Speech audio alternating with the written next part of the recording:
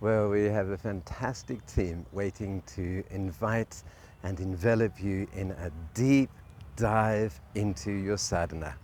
The kind of dive that takes you further and further and further into a place of exquisite stillness, connectedness, and now I'm finally home. If that sounds like a really desirable goal for you as a way of taking yourself forward onto the next stage of your life, then we want to warmly welcome you either in person at Snowdonia Mountain Lodge in mid-July or online in the comfort of your own house at the same time in a blended discovery of how to dive deeply back into your own sadhana and make the most of it, and with everyone hum, vibrate, become so still that we're all one presence. So that's the purpose of our Deep Dive Sadhana retreats, and how to get there. In these next series of videos, I hope to give you preparation that will allow you to discover your own deep dive on the way to us all coming together to be in that place. So this is for you if you're thinking, I've just learnt so much in the last 3 or 4 years since lockdown. I think I need a little bit of space to just really anchor where I am and who I am. That's the purpose of this discovery together.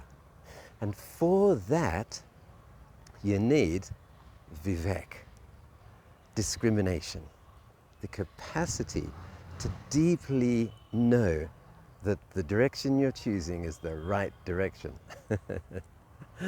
And this needs to be applied not only to the whole of your life and not only to the big decisions about am I on the right track, but also to the micro decisions moment to moment, such as what tool or technique shall I use in my sadhana today? What yoga postures? What meditation? What act of giving to my inner world, to the Devam factor around me? How will I do it? For me, this was most illustrated by a moment I had when I was in my 20s and deciding whether or not to go and become an intern at the Quaker United Nations office in Manhattan.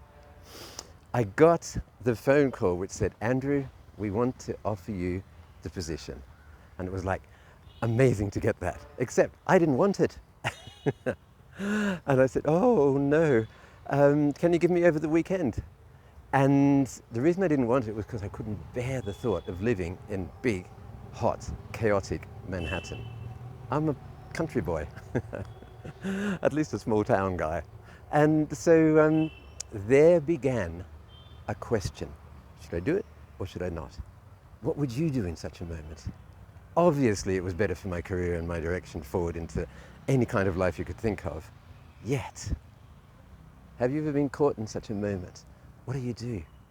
What I did, a little bit of Vivek landed in my consciousness. I meditated. Whoa, did I meditate? I meditated until finally the idea came. And in that case, it wasn't even a blinding, yeah, go do it, or don't do it.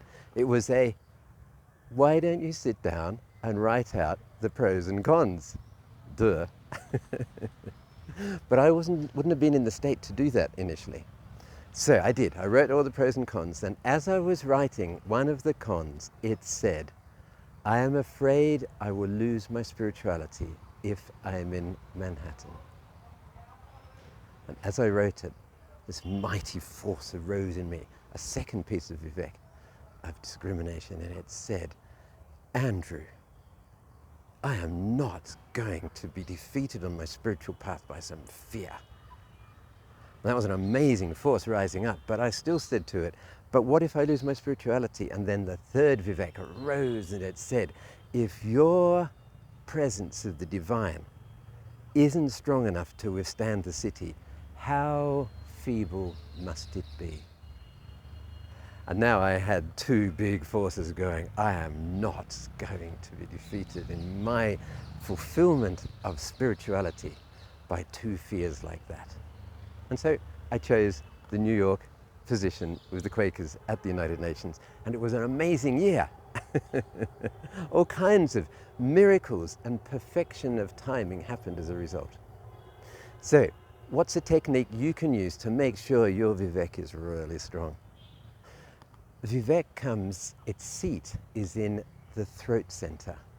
That's the part of your consciousness that gives you the intuition and the connected consciousness through Vijnana Maya Kosha to understand the greater picture.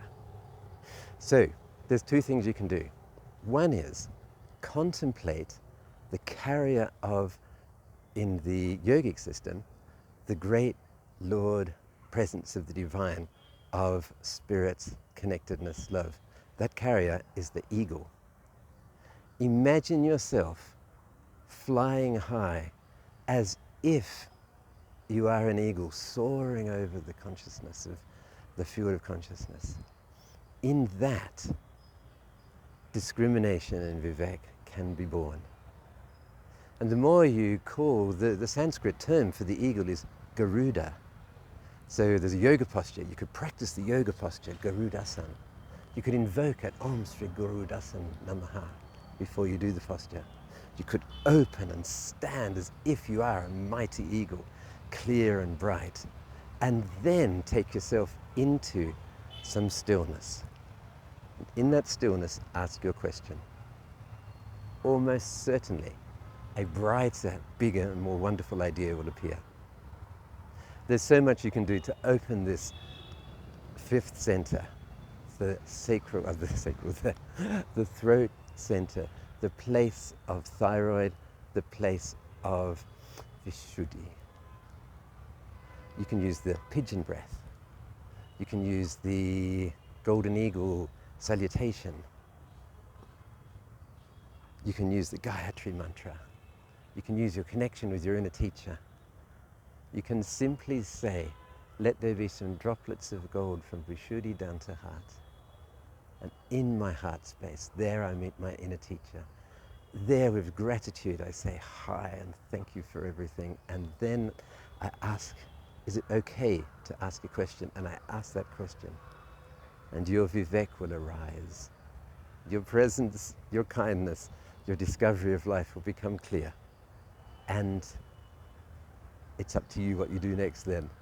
May your Vivek, may your quality of discrimination guide you to the right choice. And we hope that in the next few weeks until we meet in our Deep Dive Sadhana retreat, I can give you some further ideas on how to make your sadhana strong and incredible. Much love and see you soon.